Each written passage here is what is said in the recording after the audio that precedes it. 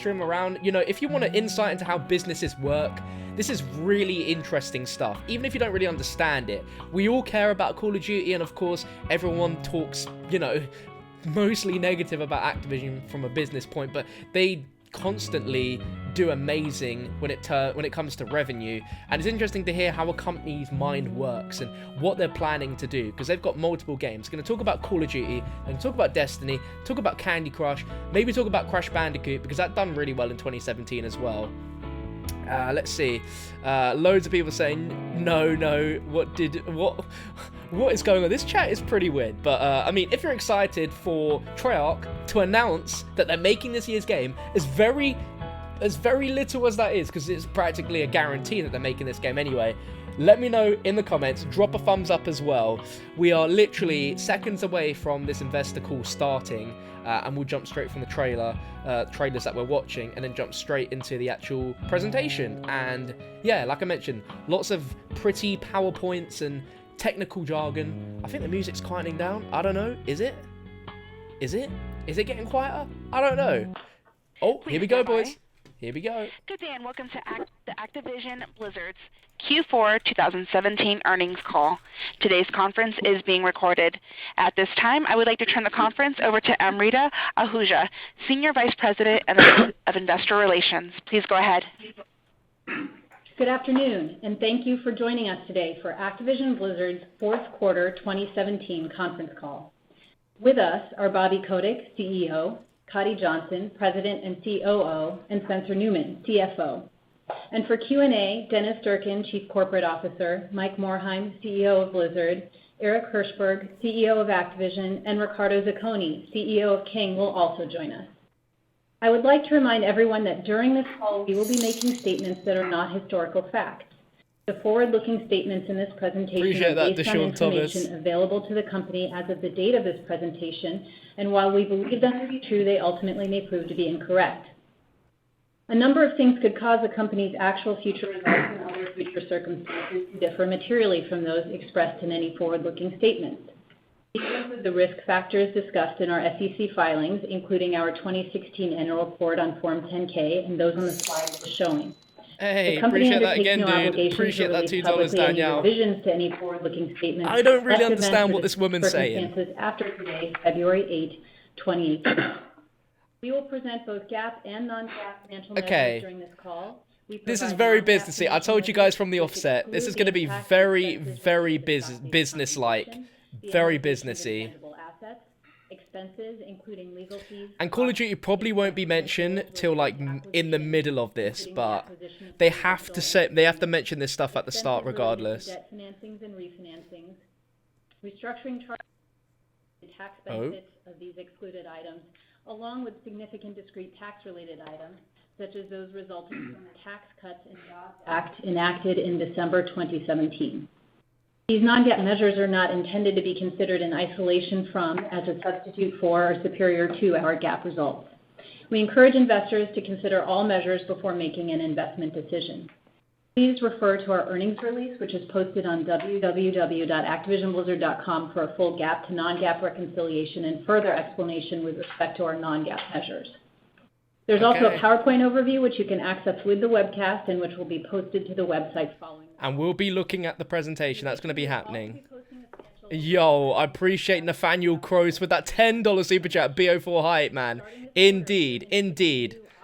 I appreciate that so much, man. Net bookings is defined as the net amount of products and services sold digitally or sold in physically in the period, and is equal to revenues plus the impact from deferrals. And now I'd like to introduce our CEO, Bobby Kotick. Thanks, Amrita, and thank you all for joining us today. This was a record quarter and a record year for Activision Blizzard. We delivered record quarterly net bookings of $2.6 billion and record annual net bookings of $7.2 billion. We delivered record segment operating income of $2.4 billion and record non-GAAP EPS of $2.21 a share, above our initial February outlook of $1.70. We also delivered record annual operating cash flow of $2.2 billion. Each part of our business reached new milestones and demonstrated the durable and enduring nature of our franchises. Activision celebrated strong Call of Duty momentum and their best operating income year ever. Wow. Blizzard delivered their highest operating income ever for a year with no major game releases. And King returned to growth with the Candy Crush franchise stronger than ever. 2017 was also an important year for us for preparation of our future growth initiatives. We invested in new services, features, content, and experiences to connect and engage audiences all across our franchises. And one example is the launch of the Overwatch League. Witnessing the passion of players at the opening matches at Blizzard Arena and the millions of spectators connecting via live stream from around the world was a thrilling moment in our history and a milestone in esports growth. Watching fans road trip across the country, spectators in the stands wearing team jerseys, heroes in the game wearing team skins, audiences leaping to their feet after daring play, and viewing parties around the world. These were awesome moments that created an incredibly rewarding experience and demonstrated the emergence of professional competition as a way to celebrate our players. Launching a professional league is an ambitious undertaking, and our teams executed on countless fronts, attracting 12 world-class team owners representing cities in Asia, Europe, and North America, signing numerous league and team-level sponsors, bringing esports spectating and production values to new heights, and forming a media distribution strategy that provides broad reach and fair value for our premium content, while also preserving distribution on owned platforms. Overwatch League matches are broadcast live on our MLG network and Twitch and will be available on other broadcast outlets throughout the world. In its first week, the league reached 10 million unique viewers and had more than 280,000 average viewers on a per-minute basis. In the week since, we've seen sustained levels of viewership globally, with new spectators joining each week as the excitement continues to grow. Of course, we're building this league for the long term, and we're pleased with the early strong momentum that we have, which has created value for players, spectators, team owners, partners, and sponsors. Our efforts have already led to increased global demand for expansion teams, which we will expect to start selling later this year. We also believe in the growth potential of each new opportunity we are pursuing, whether in-game advertising, consumer products, cinematic productions, or esports. All of these support our communities and help to drive engagement with our franchises. Each new experience we provide that enables our players to demonstrate their passion creates a virtuous cycle of engagement, investment, and growth. It's still early days for many of these efforts, but making progress in these strategic growth areas will be an important focus for us in 2018 and beyond. I have the privilege to lead one of the best teams in the entire business world, and as I begin my 28th year at the helm, I've never been more energized to pursue with focus and determination the great growth opportunities that lie ahead. Also this quarter, we announced that Ravita Bowers joined our board of directors. Ravita brings an immense amount of experience and leadership from education and media institutions such as Nathaniel, you're super welcome, dude. You're super welcome. Thank you for that. And from the Walt Disney Company, where she served as a director for 10 years. We're thrilled to have her as our newest board member. And now, here's Coddy to review the highlights of our operations this quarter. Here we go. Thank you, Bobby. Activision Blizzard had a record year, and throughout 2017, we broke records and posted strong results each quarter by providing an ongoing year-round stream of content, services, features, and events, both large and small, to our passionate and deeply engaged communities. While achieving these records, we also made important investments to drive future growth. We invested in marketing to grow our franchise reach, in new services and features to enable more audience engagement and player investment, and in new growth verticals to celebrate our fans. Thank you, Codfather, for that $5, dude. Our audience reach, which was 385 million monthly active users this quarter, up from 384 million in Q3. Starting with King. On our last call, we discussed a number of initiatives underway to stabilize King's user base. Alright, so they're talking about Candy Crush right now, but afterwards going to be talking about Call of Duty. So this is where we've got to listen in here to see how well World War II done. And we see Black Ops 3 mentioned there as well. Here we go. The network. Several of these initiatives enabled King to finish Q4 with 290 million monthly active users and to grow time spent per user to a record of 37 minutes. The Candy Crush franchise in particular was up in monthly active users quarter over quarter, while also driving increased engagement, with higher daily... May I just notice, while they're talking about Candy Crush, look how much money King made. Activision had the top 2 grossing console game releases in North America and 2 of the top 5 worldwide, leading to 55 million monthly active users in Q4, up double digits quarter over quarter and matching the prior quarterly record. Call of Duty World War II was the top grossing console game worldwide in 2017, making it the #1 franchise globally, a spot the franchise has held for 8 of the last 9 years. Call of Duty World War II also set a new franchise milestone with the biggest launch quarter sell-through on current-gen consoles, higher even than Black Ops 3. What? The game also set a PlayStation record as the biggest day one digital release ever.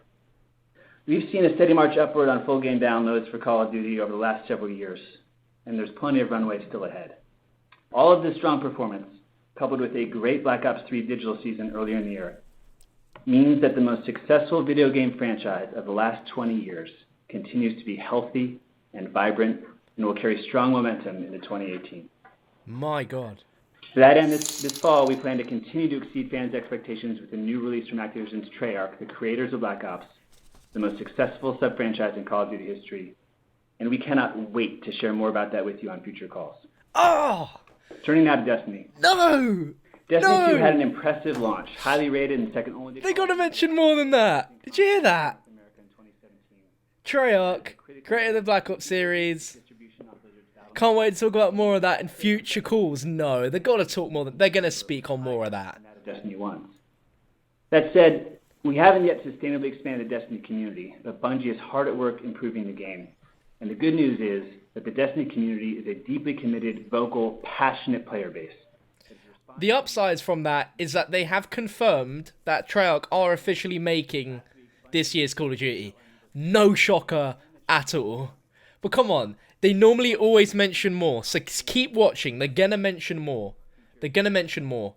And there is a Q&A as well. Epic adventures on the horizon with expansion 2 in May and a major content launch later this year. Ooh! There is magic in this franchise. There's a bigger expansion coming out for Destiny later in the year after DLC 2. Ooh! Continue to have strong sales in Q4 after a successful summer launch. Crash's performance shows how valuable our library of IP can be and brought back to players in a compelling new way. We look forward to exploring other beloved IP in future offerings as well. Blizzard is celebrating its 27th anniversary today. Happy birthday, Blizzard. Wow. A lot of things have changed over the past 27 years as the business has grown across genres, platforms, and geographies. I'm honestly just as surprised that they said so little about COD. And they mentioned quite a bit about Destiny. They're actually expanding Destiny with a second DLC and then a bigger expansion, which it needs, to be honest. More. Overwatch continues to attract new players, and the most recent Blizzard World content has been well received by the community. Overwatch's model of delivering year-round content with seasonal events, new heroes, and new maps continues to drive strong engagement. Hearthstone's monthly active users increased year over year this quarter as players enjoyed the latest expansion, Kobolds and Catacombs, and the introduction of new free content. Ooh. While net bookings did not match the prior expansion's record performance, players did log more playtime, which brings me to our second strategic pillar, deepening engagement. For Activision, Blizzard, and King overall, daily time spent per user was over 50 minutes for the second quarter in a row, placing us on par with Facebook's time per day across Facebook, Instagram, and Messenger. Oh, this bit's Now, that 50 interesting. minutes per day is just the time spent in our games. It does not include the growing popularity of watching our games on other online platforms. For the year, Activision Blizzard had 7 of the top 20 games on Twitch, the next closest publisher. Boys, Treyarch just tweeted, looking forward to the year ahead. We can't wait to share more. Ah! Treyarch have actually spoken. Call of Duty World League also opened its next season in December and is off to a good start, selling out each of its World League Global Open events. And the season's launch event more than doubled viewership hours over the prior year. Turning now to our third pillar, player engagement. In-game services, features, and content continue to engage our fans and help drive our results, delivering a Q4 record of over $1 billion of in-game net bookings and an annual record of over $4 billion. We focus on offering compelling content for our communities wherever they play. Activision had some of the industry's best-selling downloadable content in 2017, including Zombies Chronicles for Call of Duty Black Ops 3, which was the #1 add-on offering of the year for PlayStation North America. This is notable and impressive given that Chronicles came out nearly 2 years after Black Ops 3 launched, and illustrates the value of releasing great content to our engaged communities wherever they are playing. Yeah. Just as impressively, player investment in additional virtual goods and services surpassed investment in downloadable content in 2017 for Call of Duty and for Destiny, and we expect that to be the same for 2018. Activision has a great digital roadmap ahead, including Destiny 2's expansion pass and Call of Duty World War II's season pass. King was the biggest contributor to our... Are you serious? So they've just said that more people bought microtransactions in COD and Destiny in 2017 than actual DLC. Wow. I'm pretty surprised at that. Really, I am, because I don't know a lot of people buying microtransactions in Infinite Warfare. But I mean, you do have Modern Warfare Remastered and Black Ops 3 as well. Delivering not only 4 straight quarters of growth in consumer spend on Candy Crush, but also new mobile net bookings records with their biggest year, their best quarter in Q3, and their best week ever in Q4. Finally, we continue to make progress on our company-wide mobile pipeline. We are hard at work on initiatives across a number of our franchises. We plan to see some early results later this year, and for the bulk of our new mobile opportunities to be driving growth in 2019 and beyond. In summary, 2017 was our best year yet because of the broad-based success we delivered and because of the groundwork we laid to realize significant growth in years ahead. We have a great slate on the way for 2018 and beyond. And we look forward to continuing to serve our passionate fans, communities, and audiences around the world. Tell us. Spence will now review the 2017 numbers in more detail and discuss 2018 guidance. Spence? Ooh. Thanks, Cody.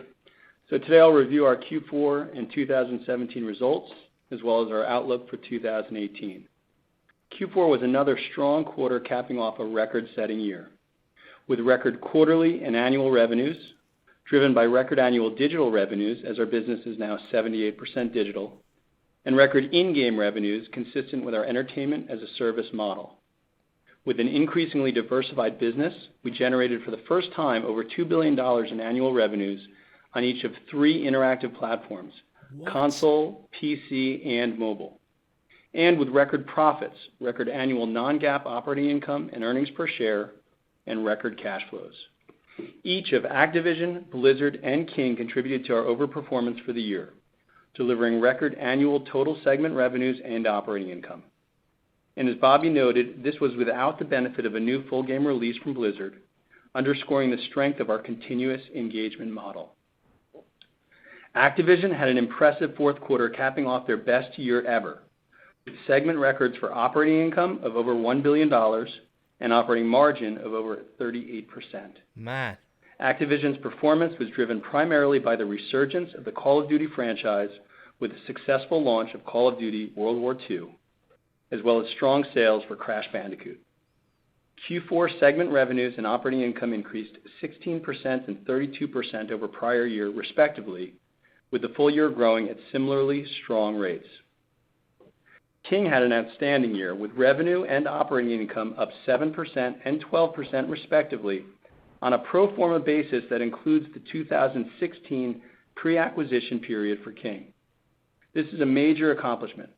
It's testament to the strong execution of the King team, their increased prioritization on the Candy Crush franchise and other live titles, and their intense focus on leveraging their platform to drive continuous improvements in engagement, game features, and player investment. While margins expanded year over year, we did see some compression in Q4 as King strategically invested in marketing live titles to profitably drive reach. Blizzard also delivered. At $2.1 billion of revenue and $712 million of operating income, Blizzard generated record results for a year with no major game release, fueled by a steady stream of content and events across their franchises, in particular Overwatch, Hearthstone, and World of Warcraft. Revenue, operating income, and segment operating income margin were down year over year as expected, given the difficult comp to last year's World of Warcraft expansion and Overwatch release. We did see some incremental margin and compression in Q4, primarily due to additional marketing initiatives. Nonetheless, with 33% full-year OI margins, the team did a nice job delivering the core business while investing in key growth initiatives across the Overwatch League. A lot of business stuff going on here, guys. Like I just showed you, Treyarch just liked my tweet. That's a big thing. Alright, okay, look at this.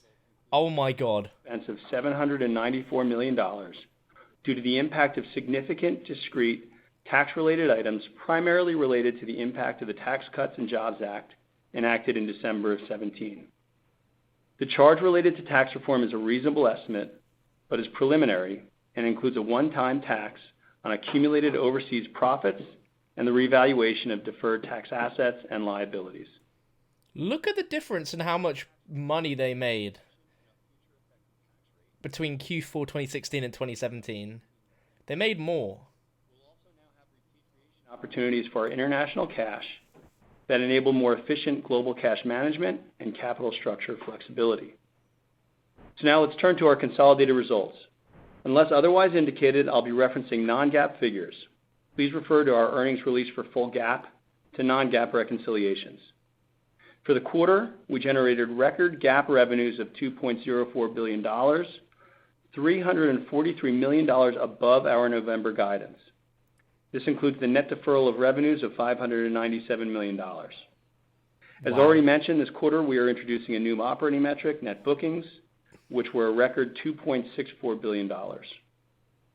We had a GAAP loss per share of 77 cents, including a $1.03 expense from the impact of the significant discrete tax-related items that I just mentioned. Adjusted to exclude these discrete tax-related items, we would have delivered earnings per diluted share of 27 cents. Big boy numbers. Ahead of our guidance of 10 cents.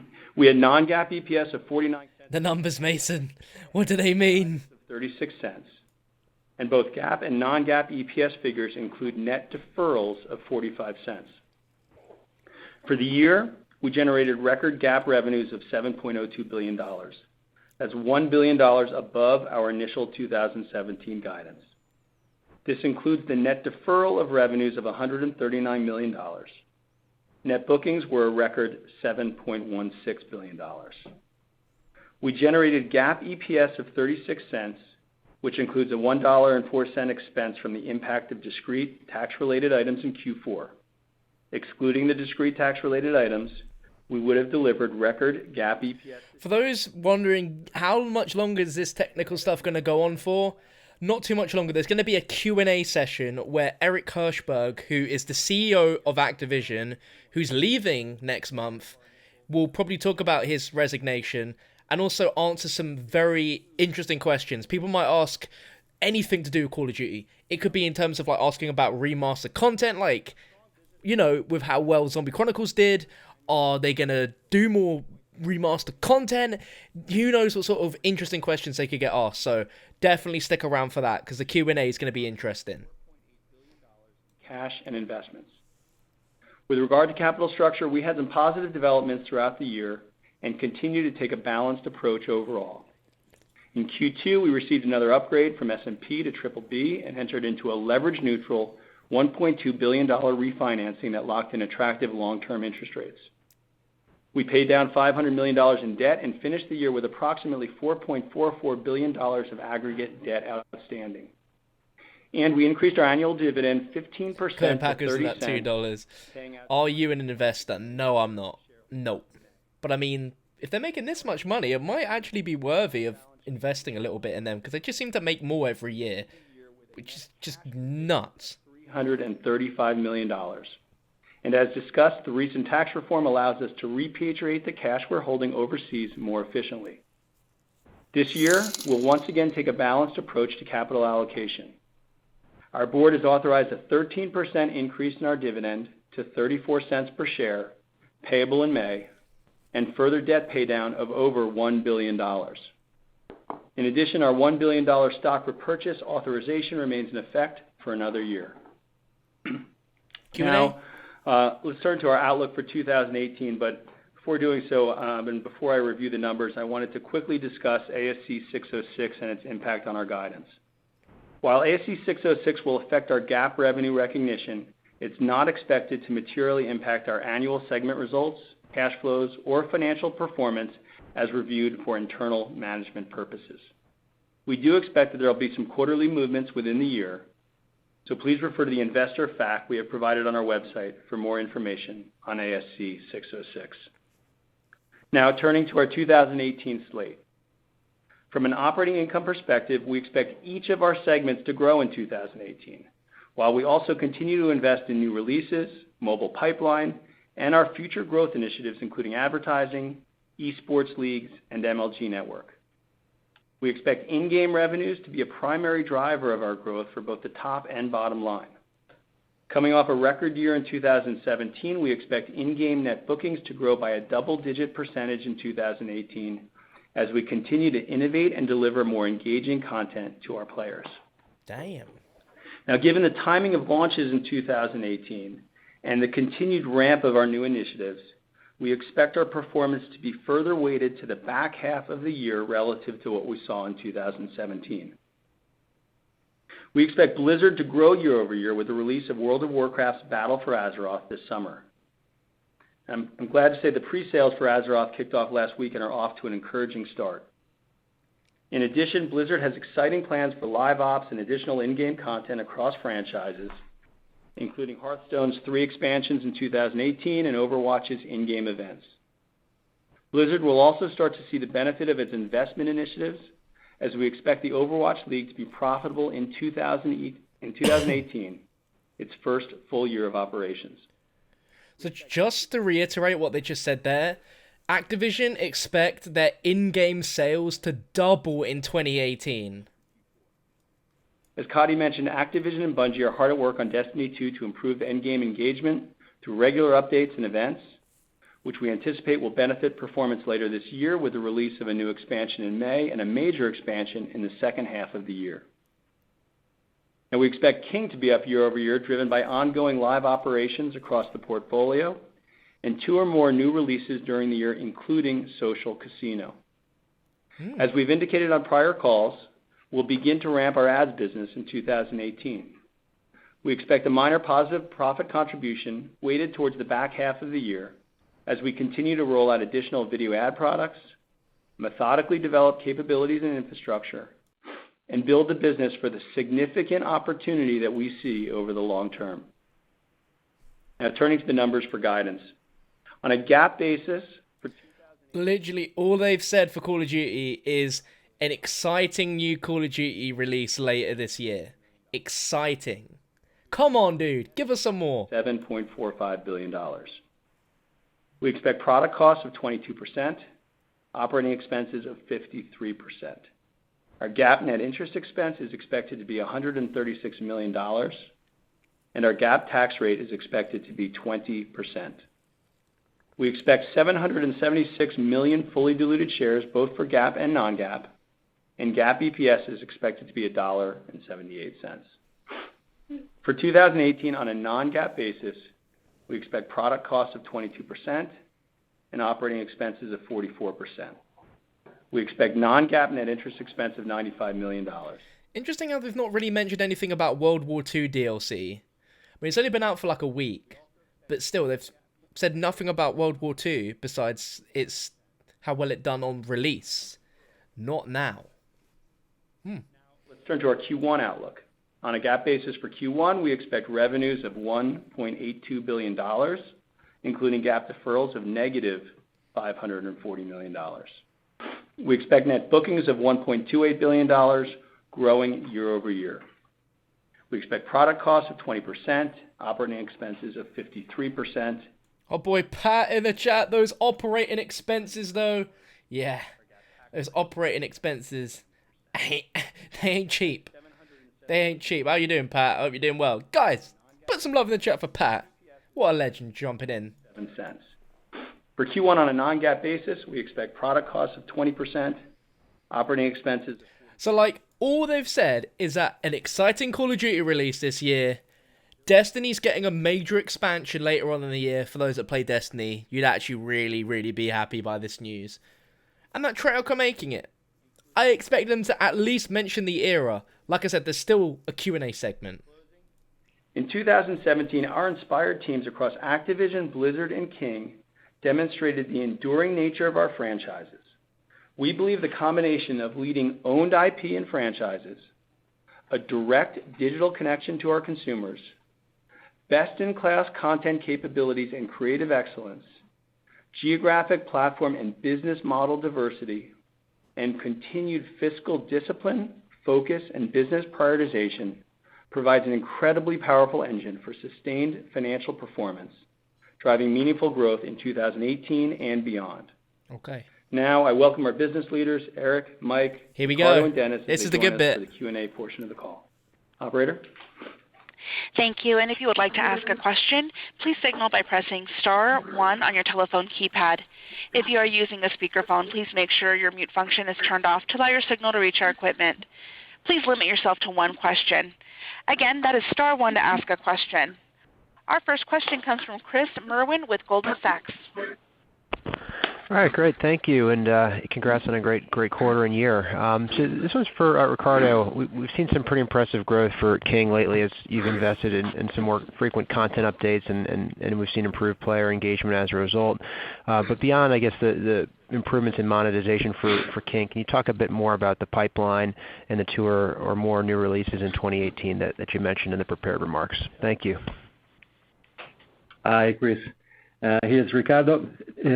So we have several teams working on new games, first of all, and those are games using the existing franchise IP as well as new IP. So we're creating also new IP. And these games are at various stages of production, and it's a multi-year pipeline. So as you heard before, in 2018, we plan to release at least 2 new games, including Social Casino in partnership with Play Studios.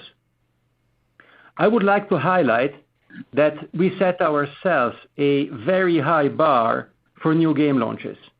We will only launch games of the highest quality, and we will only launch them when they're ready. When we think about games pipeline, it's not just about new games. It's also new content for our existing live games, where we develop new features and live ops. In 2017, we focused these developments on increasing engagement and increasing monetization. And this has allowed us to hit several mobile bookings milestones. As we heard earlier, we had in Q3 our highest ever mobile bookings quarter, and in Q4 we hit... Tommy T with the best in the chat. Star 1, are you making Black Ops 4 and where's it set? I really hope someone asks a COD question. Eric Hirschberg's there, so they should very much ask a COD-related question. Reach initiatives. So we expect to continue to drive positive engagement and monetization, as well as we expect to attract new users. So if I think about it, we exited 2017 with a strong momentum, and I believe that we have a great pipeline, both of new titles and new content for our live games. Okay. Okay. Operator? We'll take our next question from Laura Martin with Needham. Good afternoon. Let's talk about the Overwatch League. Sounds like everything's going great. Could you sort of give us an update on how it did benchmark against your expectations and what surprised you both on the upside and downside? And then on the monetization, as we're modeling 2018, you said you're going to sell some more teams. Could you talk about monetization generally and then whether you think the teams will sell for more than the first 12 teams? Thanks. Interesting question. Hi, thanks. This is Mike from Blizzard. First off, I want to take a moment to thank everyone on the Overwatch League team for the amazing job they've done. Overwatch League was an ambitious undertaking. It required support and collaboration across Activision Blizzard, starting from the Overwatch game team all the way up to Bobby, who, as you know, has been a strong supporter of the league from the beginning, as well as from a host of stakeholders in the community. I want to especially thank all the pro players who compete, the team owners who really got behind our vision for the league, our partners over at Twitch, and our sponsors who believed in what we were building. I want to also thank the viewers who tune in, especially those people who are coming to the studio and bringing their passion and energy and filling up the stands. They're an inspiration to everyone who works on Overwatch League.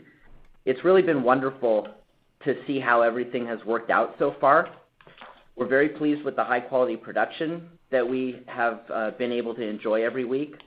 The games have been exciting to watch, and the reception from our viewers has been really spectacular. So far, everything... I appreciate that, $2 George. So, whilst we're still talking about Overwatch, what Activision have said about Black Ops, well, if it is Black Ops 4, which we assume it will be, Cody Johnson, President and Chief Operating Officer at Activision, says, "This fall, we plan to continue to exceed fans' expectations with a new release from Treyarch, the creators of Black Ops, the most successful sub-franchise in Call of Duty history, and we cannot wait to share more about that with you on future calls." And we got Prestige in the chat, Transit Remastered #1. Yes, Ryan. That's the #1 priority here. Star 1, are you remastering Transit in Black Ops 4? Please. Hopefully, since every question so far has been Candy Crush, Overwatch, the next one's got to be Destiny or Call of Duty related question. So it's coming. We just got to stay patient, boys. Got to stay patient. And the interest in expansion teams, I'm pretty confident to say that the price is going to go up. Okay. All right. Operator? We'll take our next question from Matthew Thornton with SunTrust. Yeah, good afternoon. Thanks for taking the question. Maybe one for Eric on Destiny 2. Can you kind of give us a little more color just on the trends you're seeing around player engagement, in-game monetization, and then again a little more color just about how you're thinking about the game and the plans for 2018? Good Thanks question though. I'm interested. Yeah, absolutely, in this. Matt. I'm happy to talk about Destiny 2, and I want to start just by putting it all in context because we did have a very successful launch of the game. As Cody mentioned, it was the #2 game in North America, the #4 game globally, and it was also very well received. It had an 87 rating. That was a full 10 points of improvement over Destiny 1, and it received 120 awards and nominations. And on top of that, we saw very positive sentiment and new franchise high levels of engagement for the first couple of months post-launch. Now, after that, meaning after players had poured a significant amount of hours already into the game, we have definitely seen some real sentiment issues surface in a couple of areas, and we've got plans to address those. For example, one of the things we wanted to do with Destiny 2 was to make the game a little bit less of a grind based on feedback we had heard, and we also wanted to provide players with more direct paths to getting the game's best rewards, and that actually allowed our core players to consume the content faster than we anticipated, and that has led to an increase in players calling for more challenges and better rewards in the ongoing game. Now, this is a live game, and responding to player feedback is a part of the process in this game and any live game, and we feel we have the right plans in place to address the concerns. Last week, Bungie posted a detailed roadmap of the changes that we have coming over the next several months, and thus far those plans have been very well received, as have the changes that we've already put into the game itself already, and the sentiment is already starting to shift. And also remember that we have a great expansion coming in May, and a major expansion coming at the end of the year, and those events have always been opportunities for us to re-engage our community and win back people who have churned out. This is an incredibly passionate group of players, and that passion is a good thing, even when the sentiment is critical, because it shows how deeply people care about the game. And we think that's one of the things that makes this a great franchise, and we're fully committed to listening to and communicating with our community more frequently and more transparently than ever, and making the right changes to improve the experience, and we think we have the right path forward. Good answer. Call of Duty question, please. We'll take our next question from Tim O'Shea with Jefferies. Yes, hi. Thank you for taking my question. So, Cody touched on this in the opening remarks, but I wanted to get a better sense of where Call of Duty finished the year in terms of full game downloads, and then maybe if you could give us a little color on what your expectations are going forward. Thank you. Here we go. Great. This is Spence. Thanks for the question, Tim. See, as you'll recall, I mentioned last quarter that we're seeing this consumer-led shift to full game downloads in our console business. It's similar to what we've already experienced in the games business on PC platforms, and of course, digital transition is not unique to gaming. It's impacting pretty much every form of entertainment consumption. So Now, the good news for us is, as I also discussed last call, is it's good for our business. It brings us closer to our consumer and with better economics. So with that context, Call of Duty finished the year at about a 30% digital mix. And we mentioned last year that our digital mix was about 20 to 25% on Call of Duty. So this year's performance, it's essentially in line, actually, a bit of an acceleration in that historical 5 percentage point increase we've been seeing the past few years. And I should underscore that these are big absolute numbers when we're talking about Call of Duty because it's such a mass market game. You know, as Cody mentioned, Call of Duty World War II is the biggest day one digital release ever for PlayStation. And in aggregate, it represented the biggest Activision digital title ever released on console.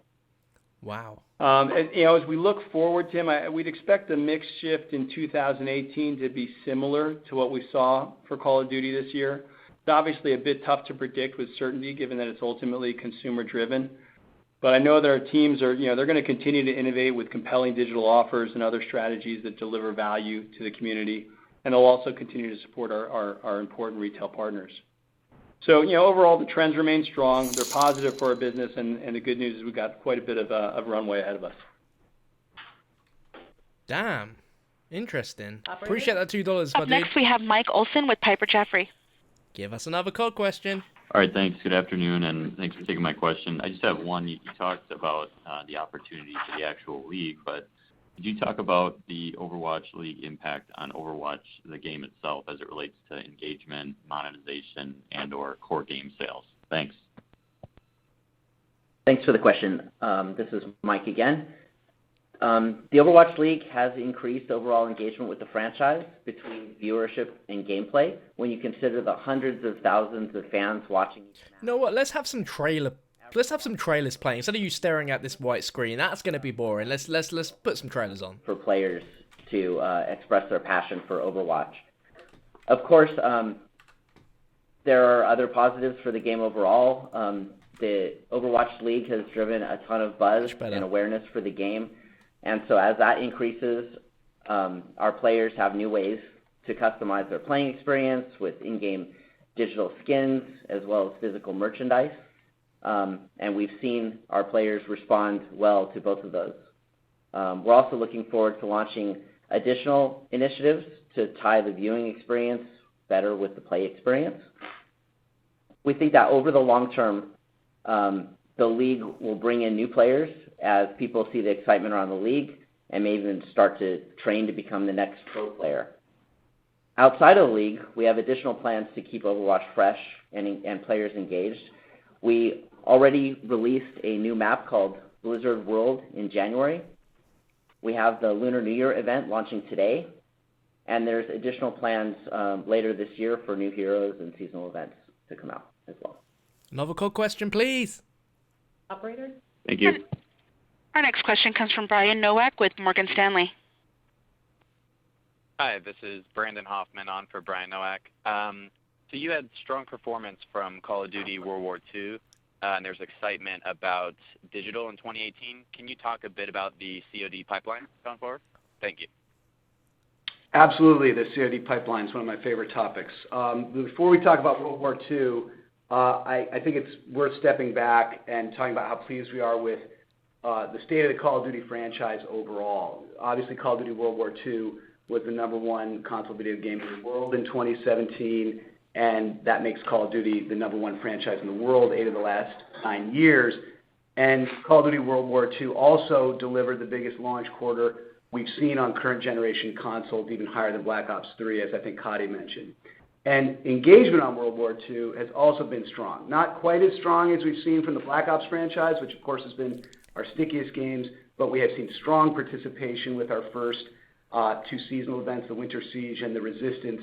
And we have actually a more robust calendar of those types of events in the game than we've ever had before. Good. So our strategy of bringing Call of Duty content to whatever game our fans are choosing to play is really continuing to pay off, because also in 2017 we saw that in Black Ops 3, the Zombies Chronicles piece was the #1 top-selling add-on content on PlayStation last year, which is, you know, all the more remarkable given that it was released almost 2 years after the launch of the original game.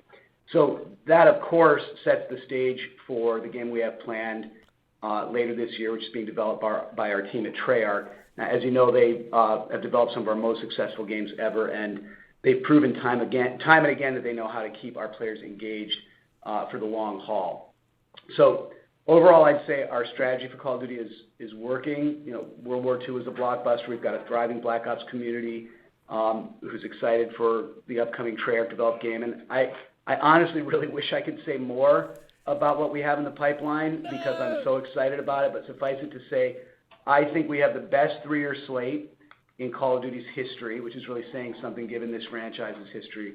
And I think we've got multiple different game universes that we know our players love on tap. So obviously more to come on that. Oh, that's such a good answer.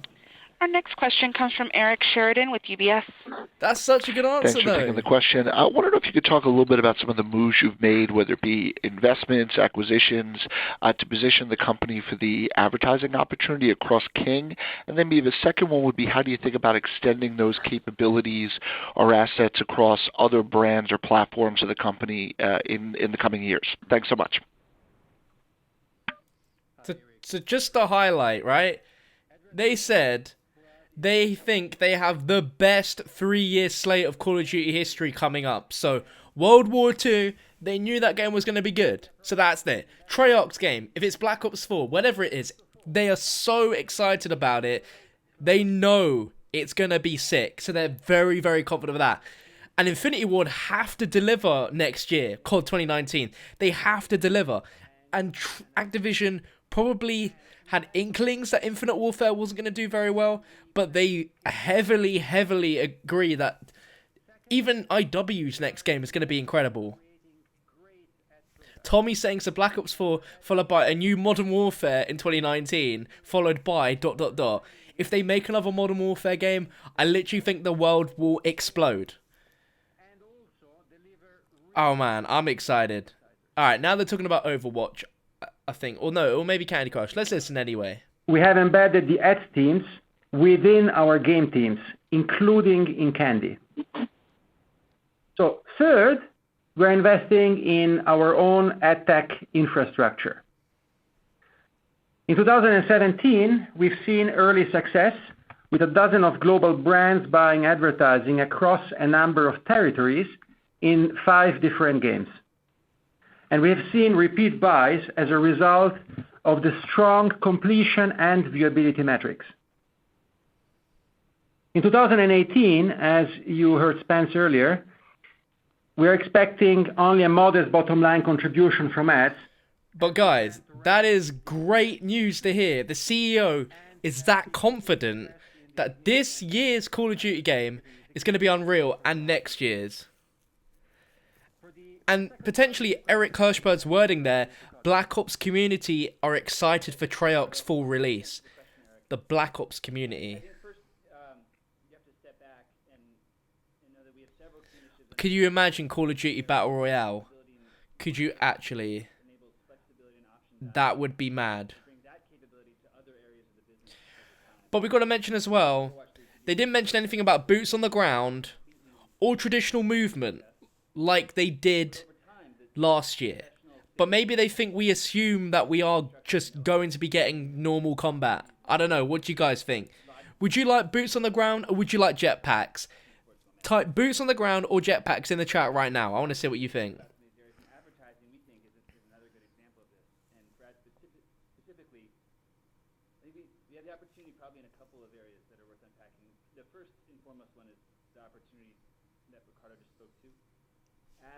Activision CEO, this is what he said.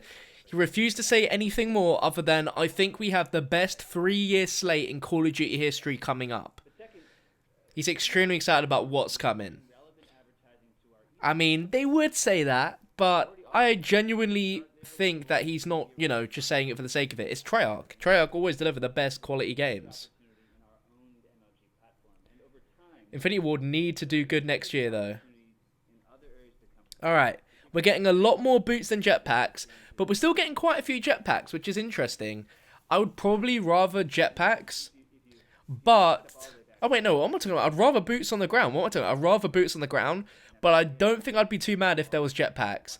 but I do feel it'll be boots on the ground anyway. And let's hear what they're saying, because I think they're finishing up on this Candy Crush question. Hopefully we get one more question regarding Call of Duty, but I feel like they've really said all that needs to be said. Our next question comes from Evan Wingren with KeyBank. Thanks. This is from Mike. I was just wondering, what are your expectations for World of Warcraft Battle for Azeroth in terms of the size, engagement, or any other innovation in the game for this expansion? Who Thanks plays for the that? question. Let me know in the chat, boys. So at Blizzard, we always get excited about new launches, and we, in addition to our players, are very excited about Battle for Azeroth's features, which include new allied races to give players even more character customization options. Players who pre-ordered the expansion have been enjoying early access to some of the allied races already, and that has helped drive early pre-orders. We're very pleased with the results so far. Battle for Azeroth also includes 2 huge continents for players to explore, as well as some new gameplay modes. Warfront is a new cooperative mode where players will band together in massive battles inspired by Warcraft RTS. So, to round up everything that's been spoken about Call of Duty, it states like this. Activision refused to confirm whether Treyarch's game is boots on the ground or has jetpacks. Last year, however, Activision confirmed during that call that Sledgehammer's title would have traditional combat. I don't know. Is it they just assume that everyone expects it to be boots on the ground, so doesn't need to mention this detail?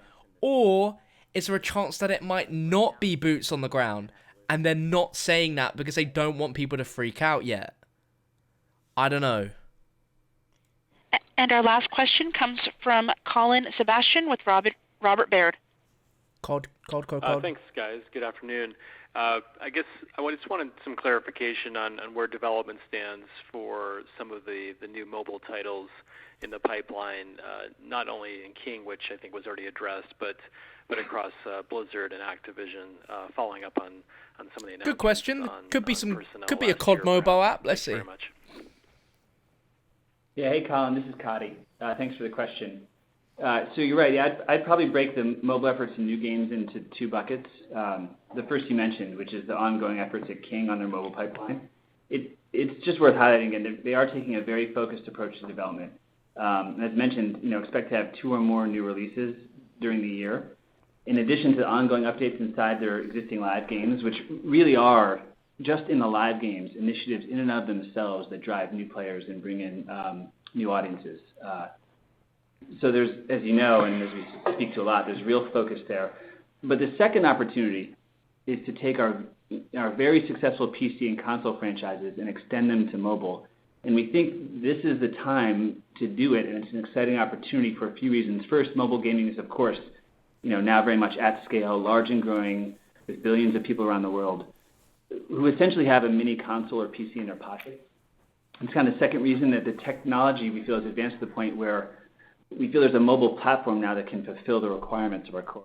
Yeah, Charlie and Intel are speaking a lot of truth. They just mentioned, for comparison, from the 2017 call, they said that traditional combat for 2017's COD game.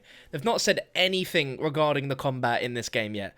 Someone in chat, it doesn't matter if it's boots on the ground or EXO, the fact it's Treyarch's title, then it's going to do well no matter what. I agree. Like, you might not like jetpacks, but regardless, Black Ops 3's movement is so slick. Like, regardless if you like the advanced movement or not, it just feels like such a great game to play that it doesn't even really matter to me. And it didn't affect anything in Zombies, and I think no matter what the movement is, the movement in Zombies is going to stay exactly as it's always been, so it's absolutely fine. X93 with that $1 super chat. Thank you very much for that, my dude. I appreciate that a lot. No message. You guys can message if you want.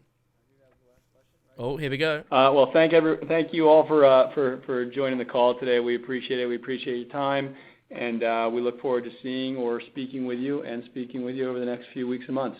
Thanks. And that does conclude today's conference. We thank you for your participation. Okay, and that's literally all she wrote. And we've got some music. How do I turn this off? I mean, we could have the music playing just as we sort of chill out and wind down. So let's reevaluate what we learned from that investor call. We learned. Hang on, let me bring up a little bit, just so can we start to. So, Treyarch are making this year's game, 100% confirmed, no doubts. They're very excited about the game that they're creating, and Activision have a lot of faith in this game. They think that this year's game might not do as well as World War II. It's very hard to judge. You said it's all based on consumer feedback and just how the consumers eat up the game. But I feel it's going to do extremely well regardless. Like, it's going to do really well. And they said, Eric Hirschberg, the CEO, said, I wish I could tell you more details about Treyarch's title, but I just can't. But he's very excited about it. But there we go. That's a look into what an Activision business investor call is like. If you watch as a full video, I appreciate that a lot. Elevator music, yeah. If you just clicked through to find out bits and bobs, regardless, I appreciate you guys tuning in, watching either as a live stream or as a video. Main reveal probably in April time, I guess. If there's any more leaks, which we still don't know if they're confirmed or not, Activision are not saying anything about those. Probably won't until like April time or May when the game gets revealed. But either way, for the latest news and information about Call of Duty 2018, if it is Black Ops 4, which we all assume it to be, then make sure you subscribe down below with notifications turned on. If you enjoyed this video, drop it a thumbs up. It is very different to what we usually do around here, but a business inside look at the way Activision works is always cool. SFXC line with that £1 super chat. I appreciate you much. I'll be back for another video or a live stream either tomorrow or at the weekend. Let me know if there's anything in particular you guys want to see me play zombie-wise. But otherwise, you've been amazing. Thank you for watching, and I'll catch you on the next one pretty soon.